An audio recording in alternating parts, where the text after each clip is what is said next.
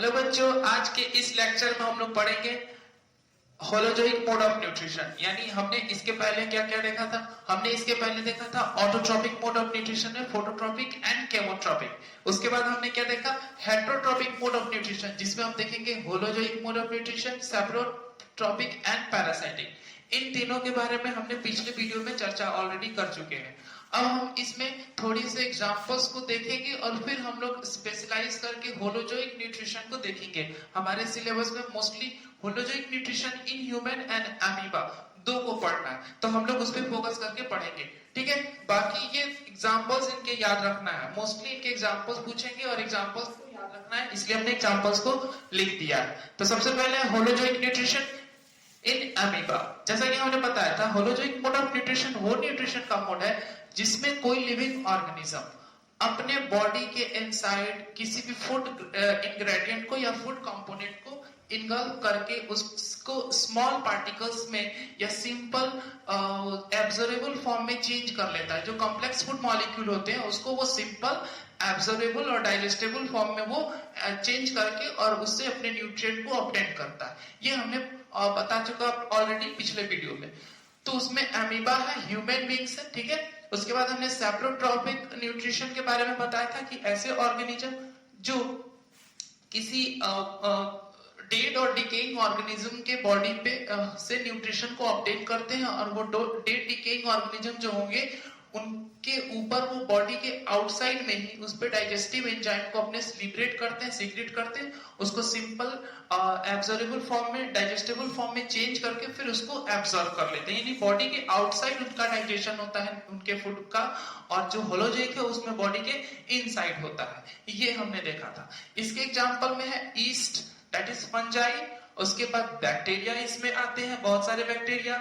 ठीक है, ये सारे लोग इसमें आएंगे। ठीक है, ये भी इंपॉर्टेंट है, एग्जांपल याद रखना। डायरेक्ट एग्जांपल से 1 मार्क्स में क्वेश्चन इस बार पूछ सकता है। ठीक है, सेकंड थर्ड वन जो है वो है पैरासाइटिक न्यूट्रिशन। इसमें आता है लीच। पैरासाइटिक क्या था?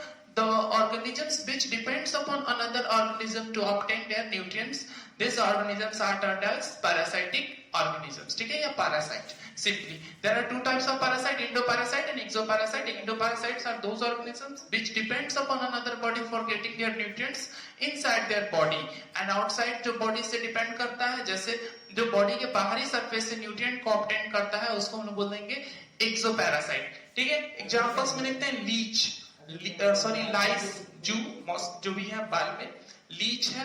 ठीक है, उसके बाद टैपवर्म है, फ्लैटवर्म है, और क्यूस्काटा एंड अमरबेल, जिसके बारे में हमने पिछले क्लास में चर्चा किया है, प्लांट पैरासाइट। ठीक है, ये याद रखना example, it is most important. ठीक है, इससे डायरेक्ट क्वेश्चन पूछेगा 1 मार्क्स में। फिर हम लोग आ जाते हैं होलोजोइक न्यूट्रिशन में। होलोजोइक में हम लोग सबसे पहले देखेंगे कि किन स्टेप्स को फॉलो करता है होलोजोइक मोड ऑफ न्यूट्रिशन।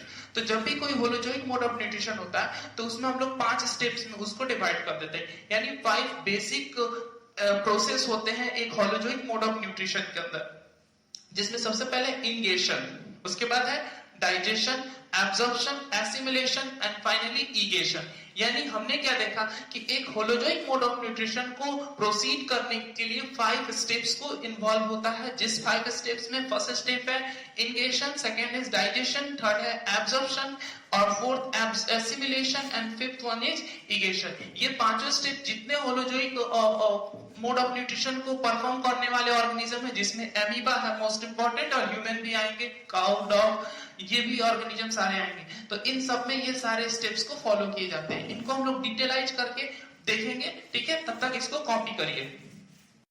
चलिए, अब हम लोग देखेंगे न्यूट्रिशन इन अमीबा। यानी हमने अभी क्या देखा कि न्यूट्रिशन जो होता है वो 5 स्टेप्स में होता है: ingestion, digestion, absorption, assimilation and egestion. ठीक है, तो इन 5 स्टेप्स को हम लोग बारी बारी से अमीबा के केस में समझेंगे कि अमीबा जो है उसमें ये सारे स्टेप कैसे इन्वॉल्व हो रहा है। ठीक है, तो हम लोग देख रहे हैं कि एक सिंपल हमने अमीबा को ड्रॉ किया है। अमीबा में हम लोग जानते हैं कि it is a unicellular bacteria which is omnivorous in nature. ठीक है, ऑमनिवोरस नेचर का होता है और इसमें होलोजोइक मोड ऑफ न्यूट्रिशन होता है। तो हम लोग देखेंगे कि ये जो अमीबा है वो कैसे इन 5 स्टेप्स को इन्वॉल्व करता है अपने फूड को जो है वो डाइजेस्ट करने के लिए। ठीक है, न्यूट्रिशन करने के लिए।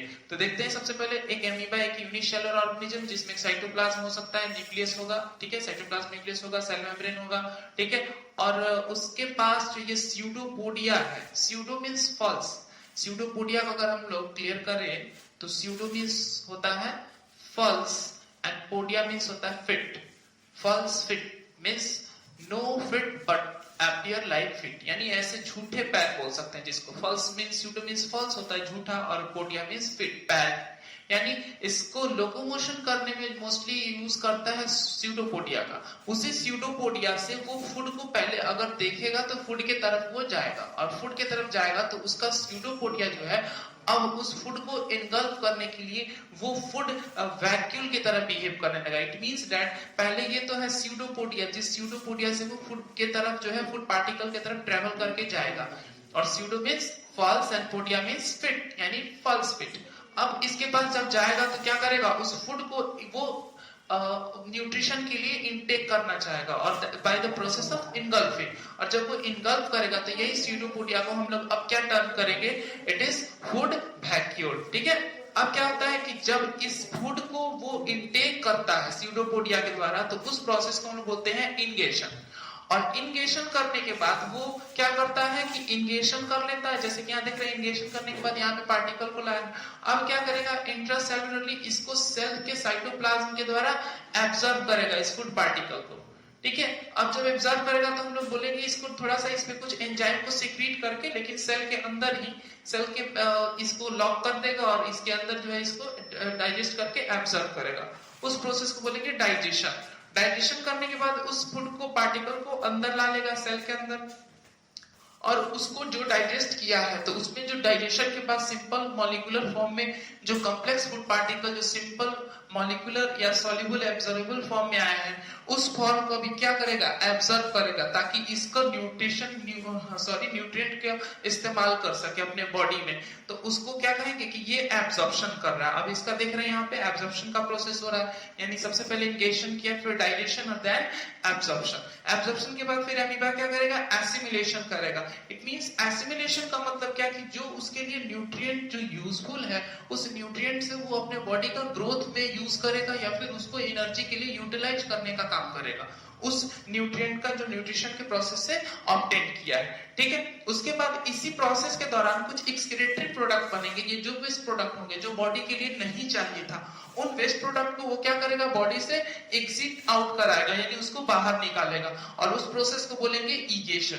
ठीक है, यानी हमने क्या देखा कि किसी भी होलोजोइक मोड ऑफ न्यूट्रिशन के लिए 5 स्टेप्स इन्वॉल्व हो रहे हैं, जिसमें सबसे सिंपली समझने के लिए हम लोग क्या देखते हैं कि ये अमीबा का केस, जिसमें इंगेशन हो रहा है, डाइजेशन हो रहा है, एब्जॉर्प्शन हो रहा है, एसिमिलेशन हो रहा है, और फिर फाइनली इजेशन हो रहा है। ये 5 स्टेप्स इन्वॉल्व हो रहे हैं। ठीक है, चलिए इसको ड्रॉ करके कॉपी कर लीजिए, और ये बहुत इंपॉर्टेंट है, इसको याद रखिएगा।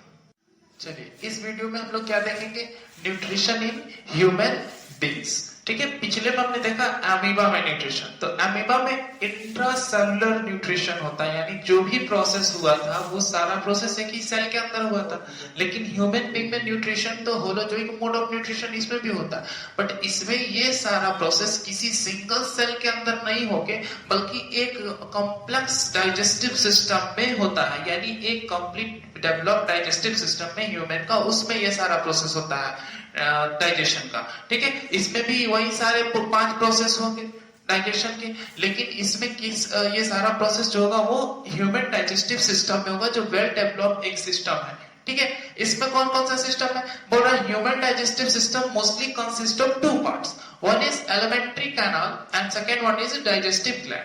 ये एलिमेंट्री कैनाल किसको बोलते हैं, बोल रहा हम देखते हैं कि माउथ से ओपनिंग लेके एनस तक जो ओपनिंग है, उस ओपनिंग को एक ट्यूब लाइक स्ट्रक्चर हम लोग कंसीडर करते हैं, यानी एक ट्यूब लाइक स्ट्रक्चर है। उस ट्यूब लाइक स्ट्रक्चर में हम लोग क्या देखते हैं कि जो टॉप से लेके बॉटम तक, यानी माउथ से लेके एनस तक जो ये कैनाल लाइक स्ट्रक्चर है, वो सारा प्रोसेस, यानी उसमें डाइजेशन होना, एसिमिलेशन होना, सॉरी नॉट एसिमिलेशन, डाइजेशन होना, एब्जॉर्प्शन होना, ये सारा प्रोसेस जो भी है वो उसी कैनाल में ही प्रोसीड होता है। तो वो तो एक इंपॉर्टेंट रोल प्ले कर रहा है। ठीक है, बोल रहा है कि उसके बाद डाइजेस्टिव ग्लैंड्स है, और ये डाइजेशन प्रोसेस का एब्जॉर्प्शन कराने का या जो भी फंक्शन है, उस फंक्शन को सपोर्ट करने में एसोसिएटेड ग्लैंड्स जो है, जो डाइजेस्टिव ग्लैंड्स है, वो हेल्प करते हैं। यानी हम बोल सकते हैं human digestive system consist of alimentary canal and digestive glands. These are salivary glands, gastric glands, liver, pancreas and intestinal glands. यानी ये पांचों glands और हमारा एलिमेंट्री कैनाल एक साथ मिलकर क्या करता है, डाइजेशन का काम करता है। ठीक है, इसमें हम ये देखें, फिर हम लोग क्या देखेंगे नेक्स्ट में, अब हम देखेंगे कि ये सारे ग्लैंड से कौन कौन सा एंजाइम निकलता है, किस एंजाइम के द्वारा किस फूड के किस न्यूट्रिएंट का क्या काम होता है। जैसे देखेंगे प्रोटीन का डाइजेशन कौन कराएगा, किस ग्लैंड से कौन सा एंजाइम निकलेगा और उसका डाइजेशन कराएगा। फिर हम देखेंगे कार्बोहाइड्रेट का, फैट का, विटामिन का, ऐसे ही हम लोग देखेंगे सारे डिफरेंट जो डाइजेस्टिव ग्लैंड्स है उनका एक इंपॉर्टेंट रोल है डाइजेशन कराने के लिए एक particular type of component of food का।